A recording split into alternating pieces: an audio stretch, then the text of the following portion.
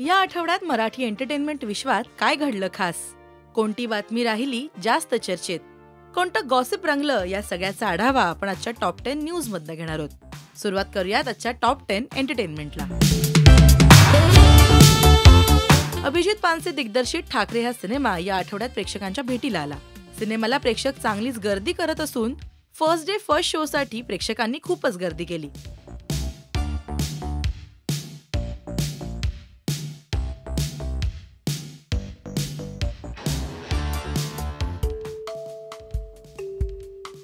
समीर विद्वांस दिग्दर्शित आनंदी गोपाळ या सिनेमाचं म्युझिक लॉन्च नुकतंच पार पडलं. सिनेमाच्या संपूर्ण स्टारकास्टनं या कार्यक्रमाला हजेरी लावली होती.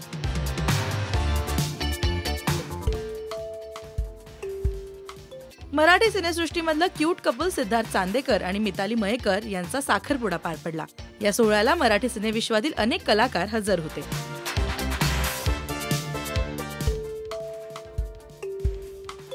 अभिनेता वैभव तत्ववादी, प्रार्थना बेहरे आणि नेहा जोशी स्टारर रेडीमिक्स या सिनेमाचं टीजर रिलीज झालंय. या सिनेमाच्या माध्यमातून प्रार्थना आणि वैभव पुन्हा एकदा प्रेक्षकांना एकत्र बघायला मिळतील.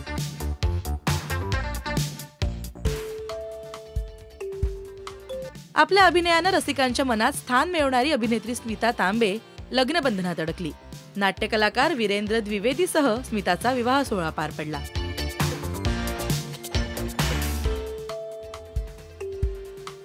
अभिनेता सुबोध भावेचा नवा सिनेमा प्रेक्षकांच्या भेटीला येतोय.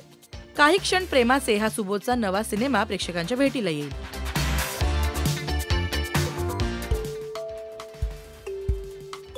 अभिनेता स्वप्नील जोशीचा आगामी सिनेमा मी पण सचिन या सिनेमाचा ट्रेलर सोशल मीडियावर रिलीज करण्यात आला. या सिनेमाचं दिग्दर्शन श्रेयस जाधव यानं केलंय.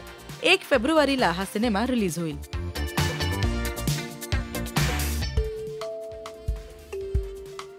अभिनेत्री आणि गायिका आर्या आंबेकरनं नुकतीच एक लावणी गायली. लावणी गाण्याची आर्याची ही पहिलीच वेळ. ही माहिती आर्यानं स्वतः इंस्टाग्रामवर फोटो शेअर करून दिली.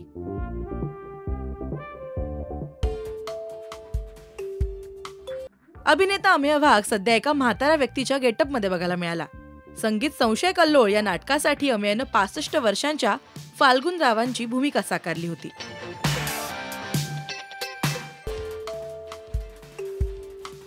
बाजीराव पेशवे यांच्या जीवनावर आधारित अजिंक्य योद्धा श्रीमंत पेशवे बाजीराव बल्लाळ या महानाट्याचा शुभारंभ नुकताच पार पडला. अजिंक्य योद्ध्याचा इतिहास आणि कीर्ती अनुभवण्यासाठी यावेळी हजारो रसिकांनी हजेरी लावली. तर ही होती या आठवड्याची मनोरंजन विश्वाची खबरबात. पण अशाच खास बातम्यांसाठी तुम्ही फॉलो करत रहा राजश्री मराठी.